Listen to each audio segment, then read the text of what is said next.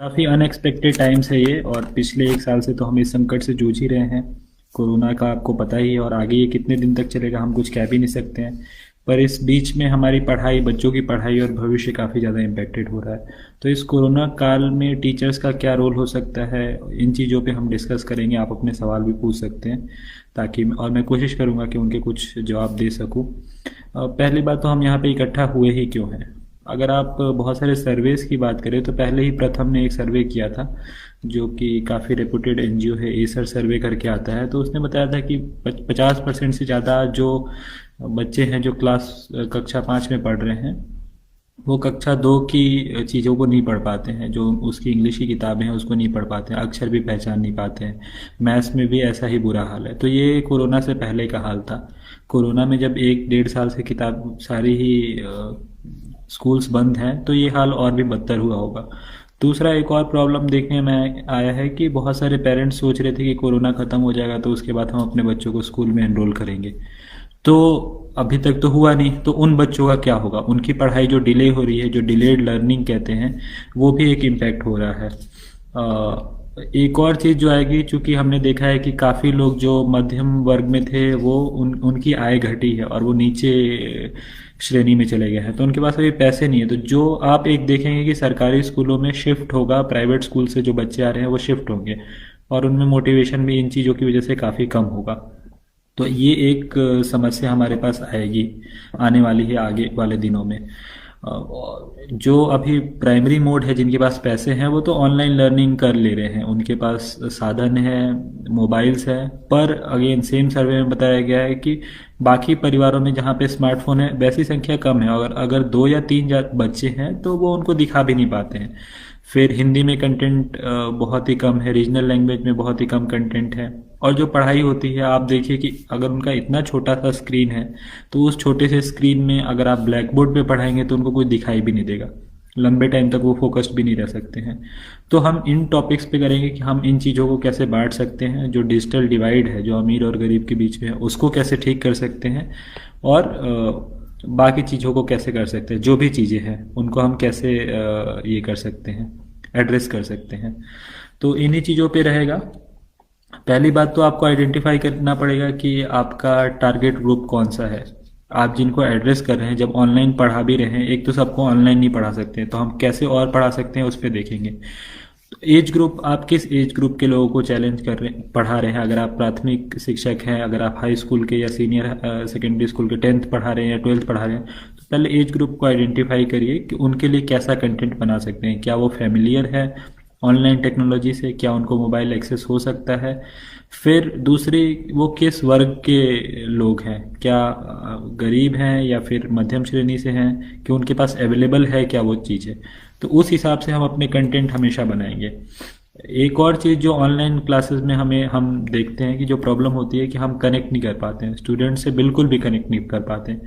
इस ग्रुप पे ही मैं देख रहा था कि कुछ काफ़ी अच्छे इनिशिएटिव भी हुए हैं, टीचर बहुत अच्छा पढ़ा भी रहे हैं, पर मुझे कुछ कमियां दिखी। एक कमी तो ये दिखी कि टीचर्स ज़्यादातर जो किताबों में लिखा है उसको उन्होंने पढ़ दिया है, और कुछ ऐसे शब्दों को पढ़ा है जो कि बच्चों को समझ में नहीं आएगा। जैसे कि मैं एक शिक्षक का देख रहा था, एक शिक्षिका का, कि उन्होंने बाबू कुंवर सिंह का वो बता रही थी कि, और उसमें शब्द थे रियासत, जमींदार। तो आप बच्चों को रियासत का मतलब नहीं पता है, वो रटेंगे। उनको उनको जमींदार का मतलब नहीं पता, उनको जमींदारी प्रथा नहीं पता जो जो परमानेंट बंदोबस्त हुआ था, परमानेंट सेटलमेंट हुआ था 1793 का, उसके बारे में उनको नहीं पता। तो जो पूरा इतिहास जो एक कहानी के रूप में हम पढ़ते हैं, वो किसी भी सब्जेक्ट में हो सकता है। वो आपका साइंस में भी हो सकता है, सोशल साइंस में भी हो सकता है, इतिहास, भूगोल, हर चीज़ में एक कहानी आती है उसके पीछे की। तो जब हम इन शब्दों को एक्सप्लेन नहीं करेंगे तो उनको समझ में नहीं आ पाएगा। आम अगर क्लास में रहता तो हो सकता है वो आपसे पूछ लेता कि मैडम या सर, रियासत का क्या मतलब है। ऑनलाइन वो नहीं पूछ पाता है। तो आप आइडेंटिफाई करिए कि आपका जो, चूंकि इन चीज़ों की हमारे पास ट्रेनिंग की बड़ी कमी है कि डिजिटली हम कैसे पढ़ाएं, तो आपको एंटिसिपेट करना पड़ेगा कि वो क्वेश्चन उनकी तरफ से क्या आ सकते हैं। और जब आप अपना कोर्स भी डिज़ाइन कर रहे हैं तो उस कोर्स में उन उन चीज़ों को एड्रेस करिए, ज़्यादा से ज़्यादा चीज़ें बता दीजिए, सिंपल सरल भाषा में और कहानी की भाषा में। ऐसा होना चाहिए कि अगर वो अपनी स्क्रीन पे ना देखे, कहीं जा भी रहे हैं, कुछ कर भी रहे हैं, और सिर्फ कान में उन्होंने ईयरफोन लगा रखा है या वो भी नहीं, तो उससे वो सुनते रह सकते हैं। एक जो मैंने इनिशिएटिव स्टार्ट किया था पर वो हो नहीं पाया था आगे, वो ये था कि जिनके पास मोबाइल नहीं है उन तक हम कैसे पहुँचे। तो एक अच्छा था कि हम लोग गांव में देखते हैं कि बहुत सारे दुकान वाले होते हैं मोबाइल वाले, वो चिप में गाना भर के दे देते हैं।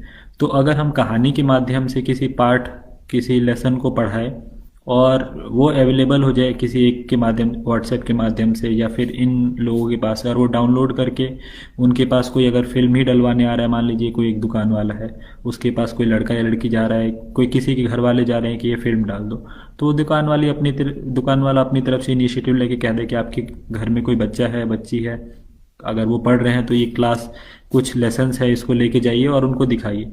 तो जिनके पास मोबाइल भी नहीं है वो सिर्फ ऑडियो की मदद से ऐसा कंटेंट बनाइए कहानी के रूप में कि वो पढ़ सके। सिर्फ किताबों को में जो लिखा है उसको रिपीट करके शायद उतना इफेक्टिव ना हो पाए।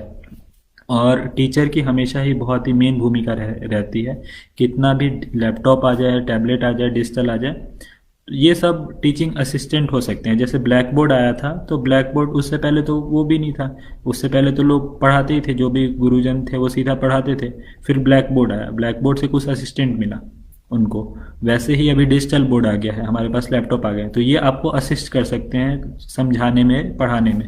तो इसका बड़े अच्छे से इस्तेमाल कर सकते हैं। तो आप सोचिए कि जो मेन टर्म है वो डिजिटल लर्निंग की जगह हाइब्रिड लर्निंग है, कि हम हाइब्रिड तरीके से उनको कैसे पढ़ा सकते हैं।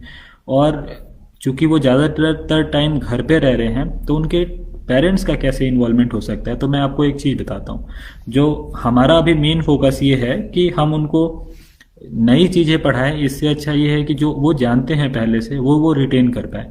जानने में हमारा 3 जगहों पे मेन फोकस रहता है हमेशा ही, जो कि प्रथम के सर्वे में भी हमने देखा है। एक तो रीडिंग है, एक लर्निंग है और एक मैथमेटिक्स है।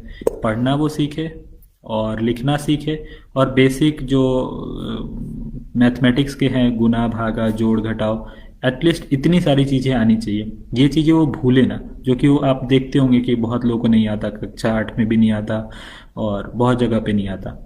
मैं भी अपनी माँ से बार बार पूछता रहता हूँ, वो भी शिक्षिका ही हैं, तो वो बताती रहती हैं ये सारी चीज़ें। तो इन चीज़ों को हम कैसे कर सकते हैं, तो आप लोग एक डिसाइड कर लीजिए कि अगर आपकी क्लास में 70 या 80 बच्चे बच्चियाँ हैं, कम से कम हफ्ते में उनसे एक बार ज़रूर बात हो जाए। और उनकी माताओं से बात करिए और उनसे कहिए कि हर रोज़ शाम में जब वो खाना बनाती हैं 7 बजे 8 बजे या कुछ भी करती हैं, तो अपने बच्चे को अपने बगल में बिठाएं और उससे कहे कि कोई भी एक चैप्टर उठाओ और पढ़ना शुरू करो। भले वो माता या पिता या जो भी है उनको खुद पढ़ना लिखना नहीं आता, पर वो इतना तो देख सकती हैं कि वो जो पढ़ रहा है उसकी वर्तनी में कितनी शुद्धता है, क्या वो बार बार अटक रहा है या अटक रही है, और कितनी तेज़ी से वो पढ़ पा रही है। तो ये जो पढ़ने की आदत बनेगी ना, तो वो माँ उसको कहेगी कि तुम्हें क्यों नहीं पढ़ना आ रहा है।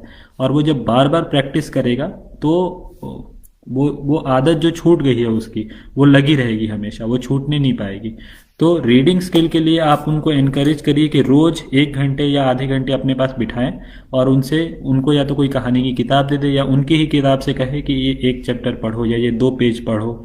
धीरे धीरे जो आपकी रीडिंग स्किल है वो इम्प्रूव होगी। अगर आपकी रीडिंग स्किल इम्प्रूव होती है तो आप फ्यूचर में खुद से भी पढ़ सकते हैं। फिर राइटिंग स्किल के लिए भी उनसे कहिए कि कम से कम 2 पेज रोज लिखवाए, 2 पेज लिखवा के, और वो खुद चेक करे। अब उनकी माता पिता भी हो सकते हैं कि अनपढ़ हो, उनको नहीं आता है, घर में कोई भाई बहन कोई भी हो सकता है, उनसे चेक करने के लिए कहिए। या कम से कम उनको ये बताइए कि आप बस ये चेक कर लीजिए कि क्या वो सीधी लाइन में लिख रहे हैं, टेढ़ी लाइन में तो नहीं लिख रहे हैं, कितना काट रहे हैं। तो ये छोटी छोटी चीज़ें भी वो देख सकते हैं, और उनको जस्ट कॉपी से चेक कर, कॉपी में लिखना है और सामने से उनको दिखा देना है। तो ये राइटिंग के लिए हो जाएगा। मैथमेटिक्स के लिए बेसिक बीच बीच में उनको आप कुछ टास्क देते रहिए। और ये टास्क हम कैसे देख सकते हैं, तो एक महाराष्ट्र में बड़ा अच्छा एक्सपेरिमेंट किया था एक टीचर ने, जिनको अभी कुछ 6-7 करोड़ का प्राइज़ भी मिला था इंटरनेशनल बॉडी से। झारखंड में भी हम देखने आए थे। हमारे पास मंदिर और मस्जिदों में लाउड स्पीकर लगे हुए हैं, तो आप जस्ट उनसे बात करेंगे तो वो खुशी खुशी ये सारी चीज़ें कर सकते हैं। जितनी बार भी अजान होता है या मंदिर में कुछ होता है, तो आप उनसे कह दीजिए कि अजान के बाद आप क्या करिए कि एक जस्ट 2 मिनट का अनाउंसमेंट कर दें। जिनके पास मोबाइल नहीं है वो भी सुन लेंगे। ये अनाउंसमेंट हो सकता है कि सारी माताओं से निवेदन है कि अपने बच्चों को 1 घंटे ज़रूर पढ़ाएं और टीवी बंद करवा दें। या उनसे आप निवेदन करवा सकते हैं कि ये दो